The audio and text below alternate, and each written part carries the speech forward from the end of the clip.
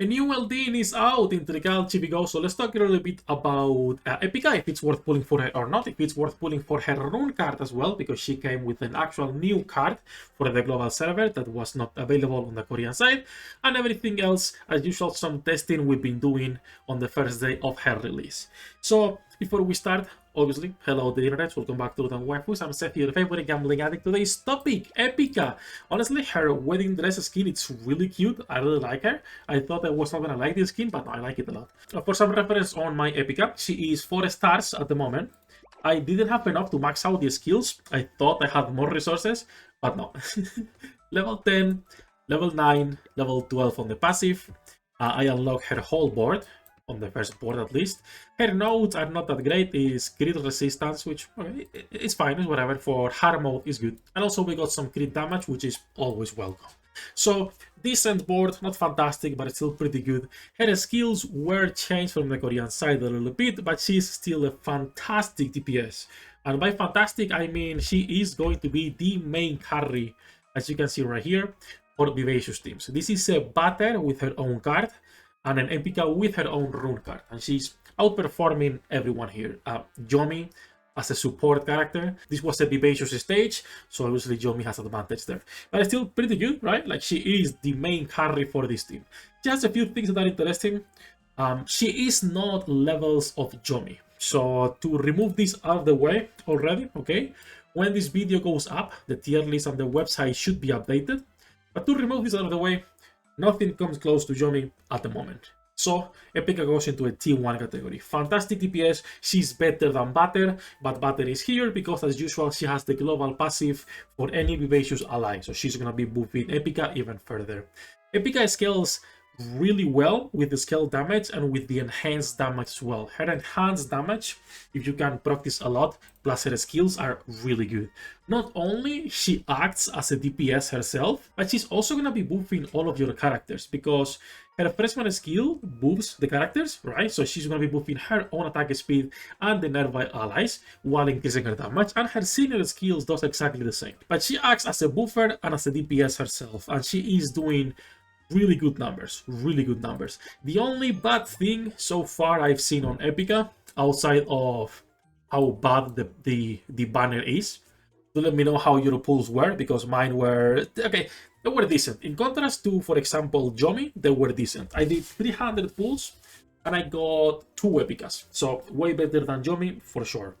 I got also a couple of banners, but her A club, it's really underwhelming, so not worth using for the A club at all, unless you are farming for some milk and for some wink ink that has some usage for crafting materials. Outside of that, a pretty straightforward character. Like I was saying, she's gonna be a pure DPS. The only thing to also remember is to position her on the center so you can actually take advantage of her buffs whenever she's actually buffing nearby allies. Now, a couple things for her rating and also the card, which I think is gonna be more important than anything else. Her card is a fantastic card with a couple caveats. So her Rune card is going to be starting right now at the T1. So just like the Alice card, just like the Get Her, the Random Coin, etc. The reason, pretty simple. If you get this early on, even though it's a 30 cost, pretty expensive, this will be at the start of each wave, increase a random ally grade by 1. You can stack this. If you get 3 of these cards, which would be really expensive at 90 cost, you will get 3 allies increase randomly 1 grade by 1, and this can proc to the same character 3 times, guaranteeing 3 upgrades on your main DPS or maybe your tank or your support, whatever it is, right?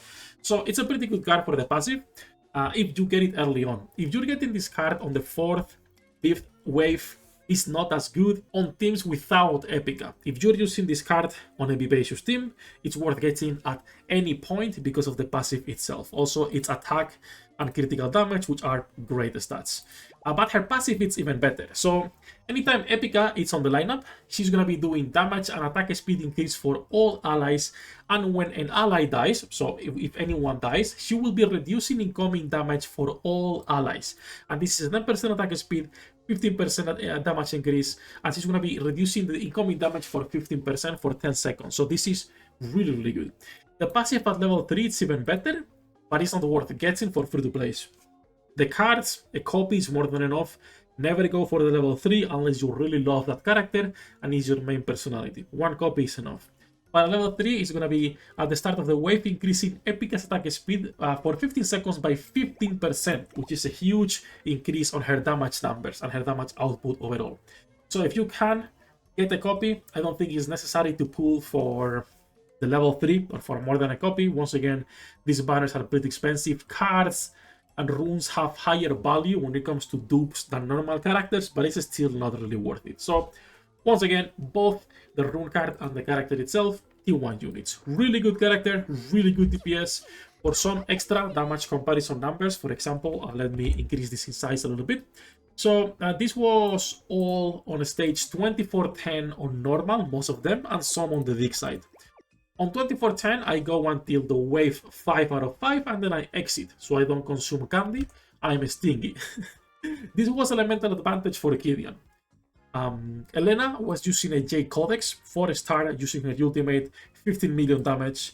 Then Epica was using Elena's drone, because that's what I got after rerolling, and she got 12 million. She would be doing a little bit better with a better item, like for example, obviously the Dragon Knight Sword. Butter's card is phenomenal for her. Even the Mithril Knife is pretty good for her, right? Like any of those items is pretty good for her. We just got Elena's drone, which is not as great, but still she was doing 12 million. And then Kidian, she was doing 18, but again, consider she has elemental advantage here. And Kidian had as the item a sword and stuff, right? So Kidian was performing a lot better in here simply because of that. And then we were also doing some here on the dig side. So on the dig side, I was always doing the same thing, which is basically one item on each DPS and nothing else. Only one item per DPS. And obviously I was putting more items on my Yui and on my Root so they could survive longer. For the most part, it was a random offensive item, either on Epica or on Momo or on Butter. The only situation where Epica was doing worse is when Butter got her own card and Epica got like a really bad item. I think it was bad, like a worse item, and obviously Butter with her own card. I think it was like Sword and Staff. But for the most part, she's been consistently out-DPSing all of the other girls, right? Out-damaging them. And again, both Butter and Momo are invested in my account. Ignore Rufo, she's not invested at all, okay? My Rufo is not invested. This was like the only situation where they were actually doing more damage because she got a worse item, while Momo and Butter got really good ones, right? But it's like the only situation. Everywhere else, she was shining. The moment she gets Butter cards, she was doing 16 million. The moment she gets anything else, she's out-damaging everyone else, right? Last thing to mention, also important, that is really good to get her senior skill. Her damage really increases when you start using her ultimate, and she went from like 10, 11 million to like 19 million on the same stage just for using her ultimate. In contrast to, for example, Butter using her ultimate is doing 11, and then even Momo using her ultimate only doing 9 versus 10 in there. So it's a little bit of RNG as usual on what cards you are going to be getting, but for the most part, she is consistently the best DPS for the Vivacious team, 100%. If you can, grab a copy. You don't need to be pulling for dupes as usual. There is a couple extra things to mention on the video. The first one is this skin. It's a mission pass, right? But there is a new skin that you can get for Komi.